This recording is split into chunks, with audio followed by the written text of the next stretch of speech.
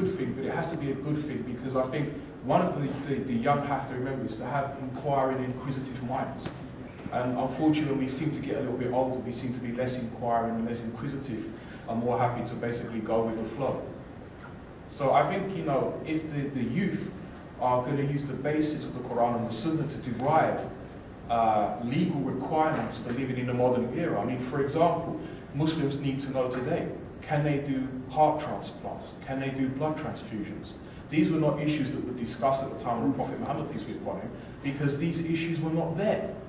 They are there now. It's like, for example, I had someone argue with me once that pornography was permissible because it wasn't actually a woman you was looking at. It was a depiction of a woman. A haram image, what is prohibited is prohibited. Whether it be you actually see two people committing zina in front of you or you're watching a VHS. It doesn't make any difference. So I hope that answers the question, Michelle.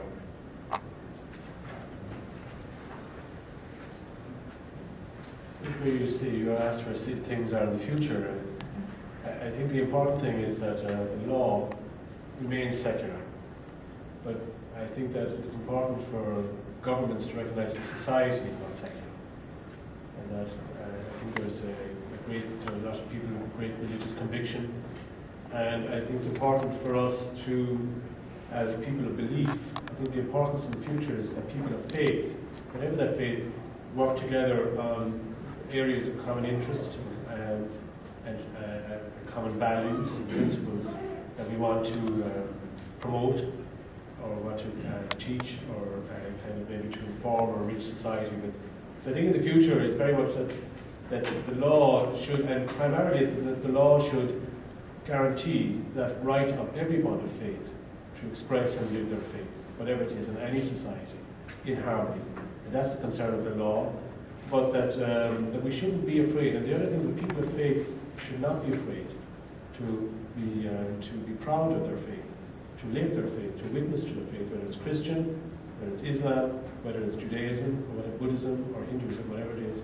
And that is appreciated and promoted and tolerated and respected and nurtured in society.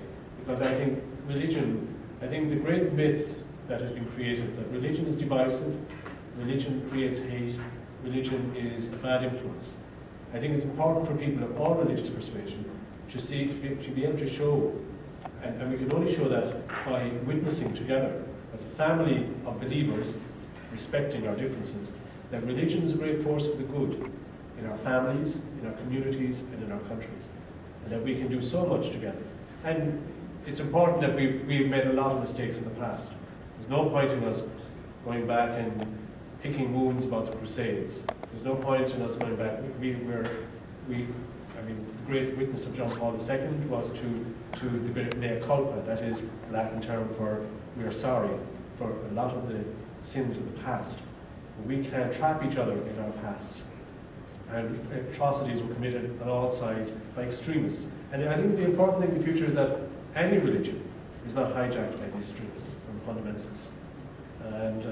And I think the important thing too is that relationship, and I think that's what Benedict spoke about in Regensburg, and I think it's going to be great that this great move, I think the most exciting thing for people of religion this year is the great meeting in November between the 140 Islamic scholars and the great leaders of Christianity in the Vatican next November. After the Regensburg speech, 140 Islamic scholars wrote to both the Archbishop of Canterbury and the Bishop of Rome, asking to open a dialogue. And the great first theme, and they're going to meet every 2 years, and the great theme of this year is love of God and love of neighbour. And I think the great religious traditions have to witness to that by living that together as the family of faith. And so I think when you're asking, there are some lines for the future that I think we have to go on. You know, so,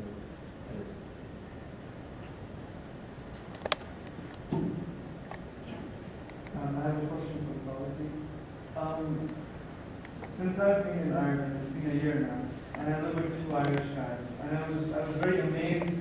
One of them is a Christian, and I don't have much information about Christianity, but I was very amazed when he told me that even in Christianity, there is a law that you're not supposed to have, say, premarital sex with anybody else. But then when I look around myself, you have all of that which is not being followed. So what is your opinion? I mean, I do understand the concept of enlightenment that religion is a personal thing. That's true.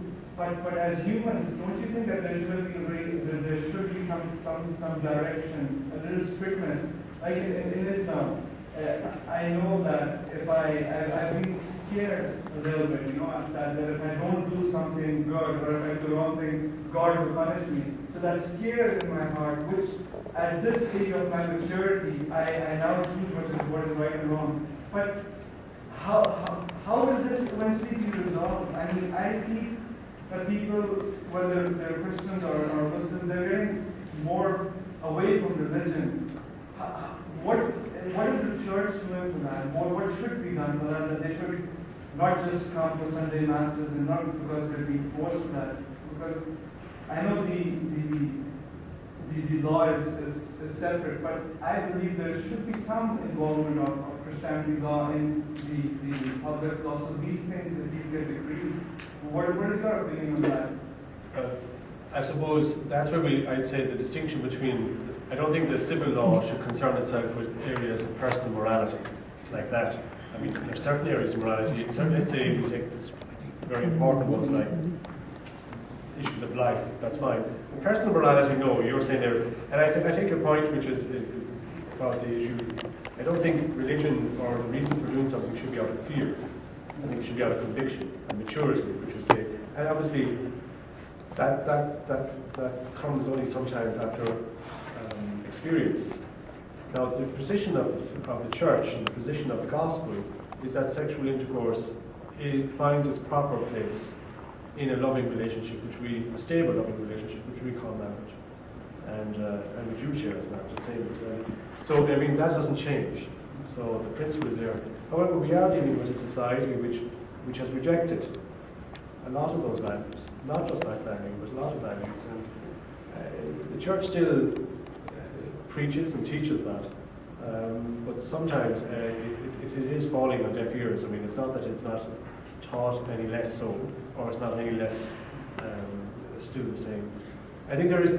I think maybe there is in Ireland in particular. In your question, there has been a great reaction because in the past, priests in my parents' generation, I think there's a great reaction at the moment to institutional church because of it was obsessed with matters sexual in the past, and it preached a great fear.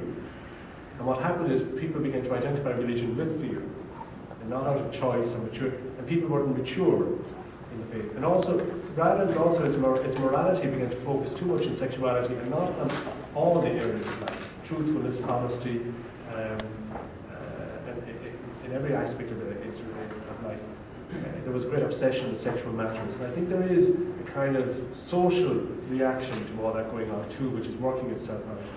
But I think the other thing is that's one aspect, and there's no simple answer to anything. I think Ireland also just shares that perhaps maybe a certain rejection of core Christian values in the Western culture. But I would say that there's a lot of young Christian people who are very committed to their faith, very committed to their values, and live a very splendid example of a Christian life, which would be also not unlike a very virtuous Muslim man or woman, a very virtuous Christian. We share many of the same values, so they live their virtue, a very virtuous life also. So I wouldn't generalize either. Anyway, there's no concrete answer to you. There's some aspects of an answer. Just a very short question regarding the same thing. Considering we just explained very brief words, does in Christianity, is there a law like we have in Islam? If you kill somebody, if you murder somebody, or if you rape somebody, there are rules as steps, also said by Brother Green, that this is what's going to happen. Does Christianity have those laws, or were they there from the start? No, I mean, remember that crimes are a matter of the state. Christianity deals with the morality. It says that's wrong. We don't have the instruments of the state to punish, nor do we seek them. And like in anything, when someone commits a crime, an injustice to anyone else. That is, whether you take their life, injure their life, whether you injure their property or take their property,